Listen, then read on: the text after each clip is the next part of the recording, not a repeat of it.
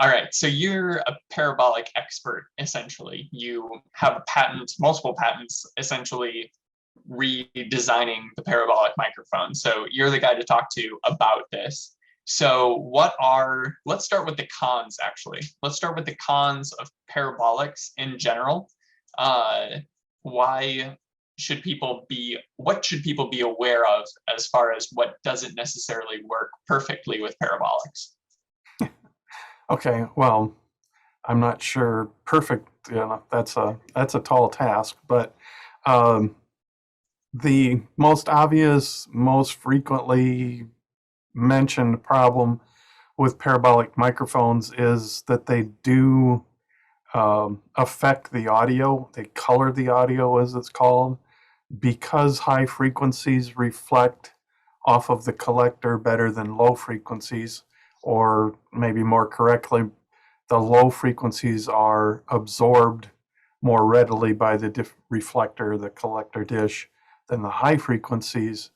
You do have a bias toward the higher frequencies.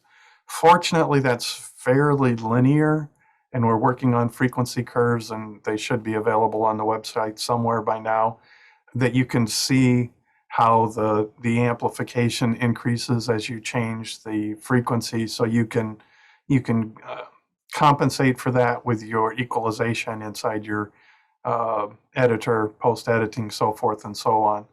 So that's the big one that people are most familiar with. The the coloration is not as significant as some people, you know, think. It doesn't sound like you're standing inside of a tin can, but for a professional audio person, it's noticeable. For the man on the street, in many cases, it's not. So it really depends on what your expectations are. So in that regard, I would say it's probably not going to be used, ever for filming a movie or something like that, where you want the absolute best, clearest audio, unless there's some situation where your actor is out, swimming in the ocean, or doing something where they cannot wear a wireless mic, or you can't get a boom mic out to the actor. We also don't normally recommend parabolic microphones for recording music. Again, because of the frequency bias, your music will sound odd. So that's probably not the best place to use a parabolic microphone. The other issue with parabolic microphones, which may or may not be an issue, is just the size. In order to get large amplifications, you're going to need a relatively large collector dish. So we have, How large are we um, talking? okay, our largest parabolic is 26 inches in diameter and weighs about 7 pounds. That's what you'll see on the sidelines of many football games. And, 7 pounds may not sound like a lot until you have to hold up 7 pounds in front of your body for 3 hours. Then it becomes heavy, and we're always looking for ways to address those issues. Um, so those are really the downsides, if you will, of parabolic microphones. Yeah, can you give the size and weight of your other models as well? So Okay, 7 pounds is the heaviest. our 16-inch unit is 16-inch in diameter, obviously, and weighs about 3 pounds. Okay. So it's considerably lighter. And then we have a 9-inch unit, 9 inches in diameter, obviously, that weighs about 10, 12 ounces, depending on the mounting system that's used. So that is light enough that it can be very easily put on top of your video camera, or hung from the ceiling with a gorilla pod or something like that. It's pretty flexible. Okay. So it sounds like that downside is highly reflective off of how far of a distance you want to be able to amplify that sound by.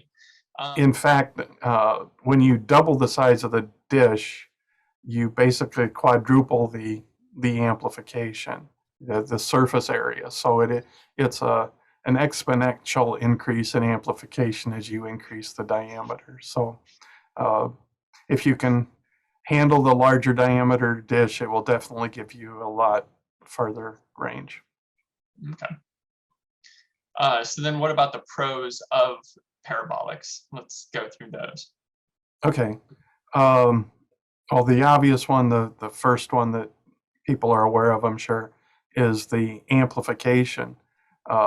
As we mentioned or referred to, when you increase the diameter of the dish, you increase the surface area. So all the sound energy within that circular area is reflected onto one single point, and that's where you put the microphone.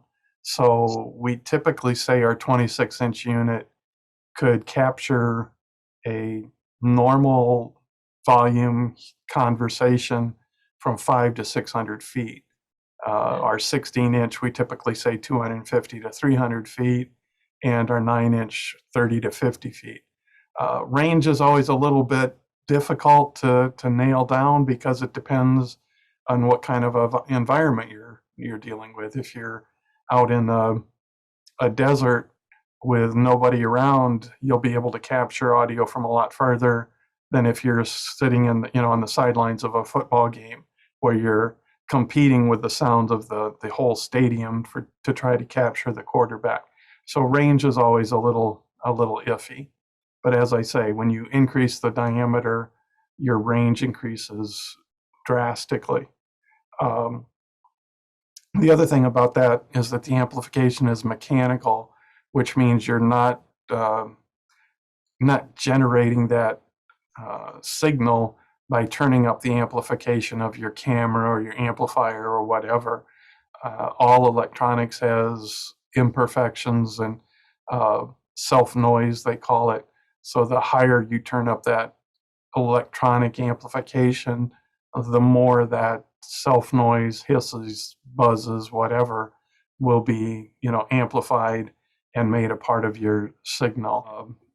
The other benefit that we haven't really talked about is the parabolic is probably the most directional method of capturing audio that there is. By directional, I mean it captures what is in front of the microphone and not what is off to the side or behind. We typically say for parabolic microphones, the human voice frequency range will be amplified between 20 and 30 degrees up to 40 degrees, depending on how low a frequency you want to go, off of the center line, where a very high-end shotgun mic will be at 70 or 80 degrees off of the center line. So it's typically about half as narrow or twice as narrow of a pickup pattern as a shotgun microphone.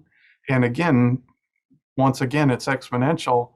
If you increase that angle off of center by 2, the area that you're capturing is increased by a factor of 4. So by tightening up that angle, it really makes a huge difference on the amount of audio that you capture that you don't want. The guy standing off to the side yelling may be captured very clearly when that's not what you want. So that's the big benefit of parabolic microphones. That's why they're used for sports, because you want the quarterback in the field and not the coach yelling obscenities on the sideline. Yep. We just want to see them on clips afterwards where you can't quite see or hear what they're saying, but you're pretty sure. Anything else that you want to add as far as pros and cons of parabolic mics? The only other thing that comes to mind is that with shotgun mics, many people don't realize, how far off center they go because they see these pretty pictures as far as polar plots, but a lot of those polar plots are either only speaking of the high frequencies, or they, concentrate on the high frequencies and disregard the lower frequencies where the human voice is.